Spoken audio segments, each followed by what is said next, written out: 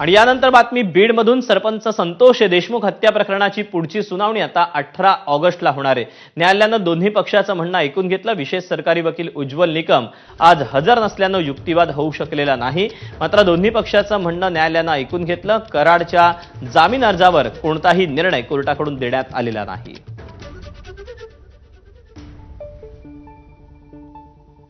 याबद्दलचे अपडेट जाणून घ्यात विकास माने आपला प्रतिनिधी आपल्यासोबत आहे। विकास, आज कोर्टात नेमकं काय घडलं? दीपक, आज सरपंच संतोष देशमुख हत्या प्रकरणामध्ये सुनावणी जी आहे ती पार पडलेली आहे।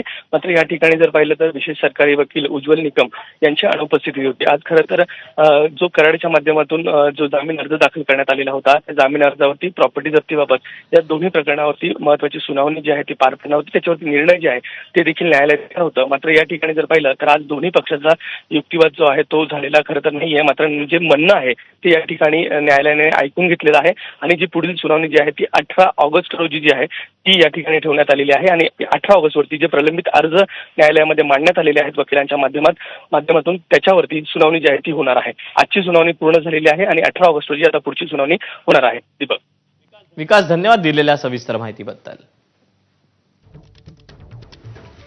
बातमी आहे पुण्यातून। पुण्यातील कोथरूड पोलीस ठाण्यात 3 दलित